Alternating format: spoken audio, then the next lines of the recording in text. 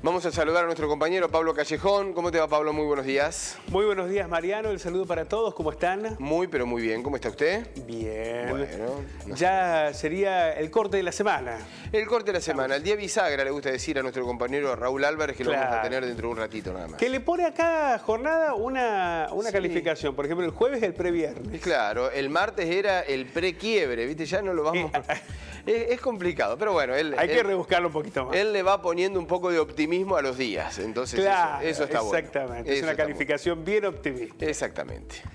Bueno, hoy hemos traído un informe que ha hecho la Sociedad Argentina de Terapia Intensiva, que ha tomado renombre este informe porque no hay mucha información que contextualice todo lo que está ocurriendo en el país en lo que tiene que ver con las terapias intensivas. Porque, bueno, porque algunas provincias focalizan en la información pública, otras dan esa generalidad, otras la tienen retrasada esa información. Es una información que a lo mejor nos describe una realidad de hace un mes y no necesariamente lo que está ocurriendo ahora.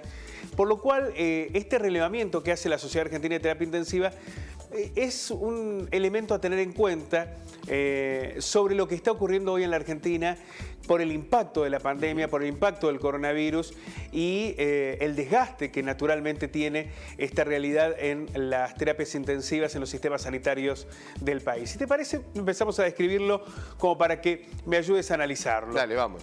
El 56,3% de los internados por coronavirus en terapia intensiva en hospitales nacionales, hay que decir que este informe ha puntualizado sobre hospitales, no sobre clínicas privadas, por ejemplo, o sanatorios. Bien. Pero el 56,3% de los internados en todo el país son menores de 60 años. Ya más de la mitad de los internados en áreas de terapia en la Argentina, en hospitales públicos, son menores de 60 años. De ese porcentaje, de ese 56,3%, el 43,8% corresponde a mayores de 60 años, el 44,8% al grupo etario entre 40 y 60 años y el 11,5% al grupo entre 40 y 60 años. Perdón, no es del 56,3%, sino del total. Sí. Del total de las personas en terapia, el 43,8% son mayores de 60. Y aquí nos encontramos con ese dato que revelaba el informe de la Sociedad Argentina de Terapia Intensiva.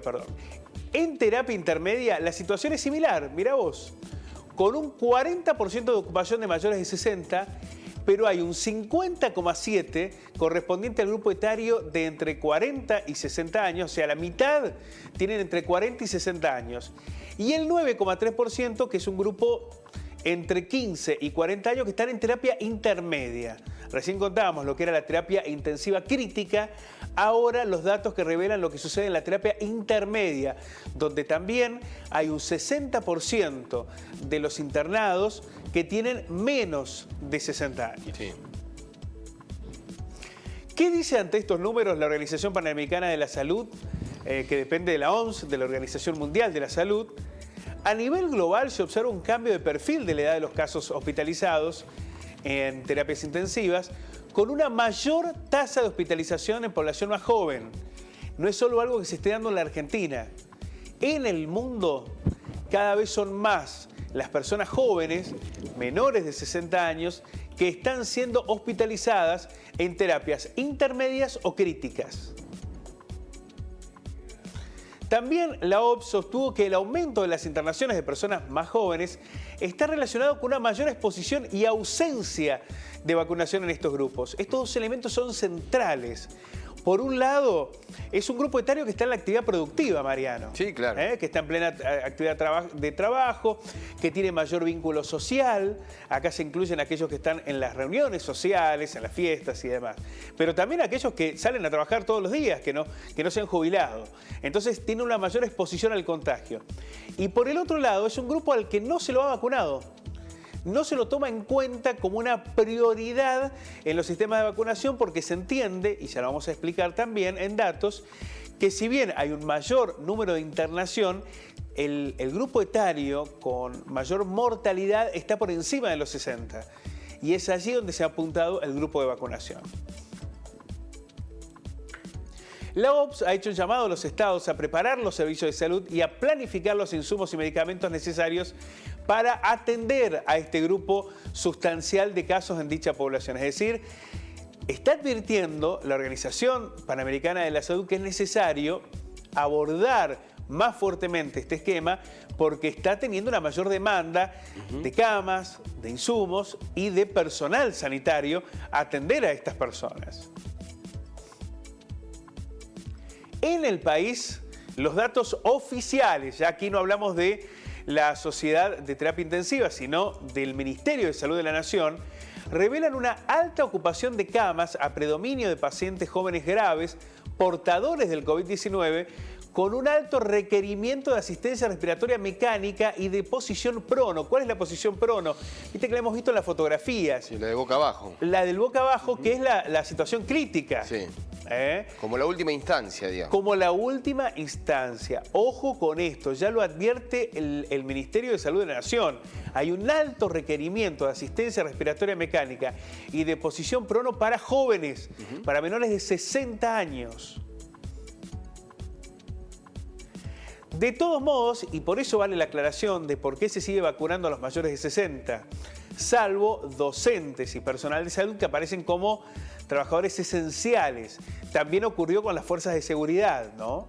Estos tres exceden este marco de los mayores de 60.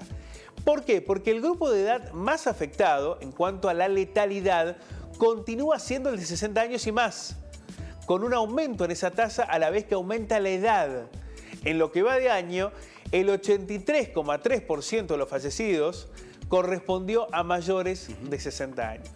Por eso decimos que si bien hay una mayor demanda en los ámbitos de terapia intensiva e intermedia para los menores de 60, la mortalidad sigue siendo muy alta en los mayores de 60.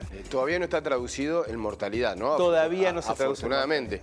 Pero bueno, se está jugando allí muy al límite, ¿no? Bueno, estamos hablando de gente que necesita respirador, que necesita recursos que antes eran solo pensados para mayores de 60 años. Sí, claro. Es toda una advertencia, ¿no? Aquellos que están conviviendo de manera más relajada con el virus, ya no es solo un problema de los mayores de 60. Y el tema es, Pablo, también, vos lo marcaba allí el informe, es la duración de ocupación de camas. Claro. Porque una persona joven o menores de 60, que necesita respiración asistida y que está en terapia intensiva, no te ocupa una cama por 5 días.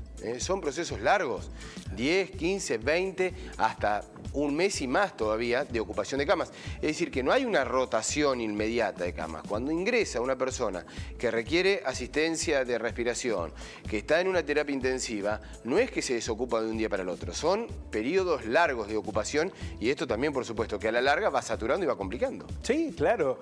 Por eso señalamos, ha cambiado esta mirada que se tenía sobre la pandemia. Cuando decían los expertos, ¿es una nueva pandemia? Bueno, acá encontramos algunas de las explicaciones. La demanda para la terapia intensiva crítica e intermedia en los menores de 60 años va creciendo, es cada vez mayor. Esto insume medicamentos. Oxígeno, por ejemplo. Oxígeno. Que es el gran tema. Personal de salud atendiendo. Sí. Ojo con esto, porque nosotros hablamos de camas y de oxígeno, y también hay que ver la cuestión del personal de salud, que si bien ha sido vacunado en una mayoría, no en su totalidad, hay un desgaste. Hay personal de salud privado que está yendo al público y después vuelve. ¿Por qué? Porque, por ejemplo, faltan terapistas. Bueno. Entonces, si la demanda aumenta, también el desgaste y la presión sobre el sistema sanitario es toda una advertencia. Están cansados, ¿no? Pero sí, claro. Cansados de un año y medio de trabajo muy estresante, de convivir con el virus plenamente. Eso también hay que tenerlo en cuenta. Lo manifestaban, están haciendo guardias, 3 guardias por fin de semana. Claro. Algunos de los médicos. Esto, por supuesto, que llega a un nivel también de cansancio físico y mental, porque eso también hay que marcarlo. Pablo, muy interesante, como siempre. Nos encontramos mañana con más información. Abrazo, que le vaya bien. Chau.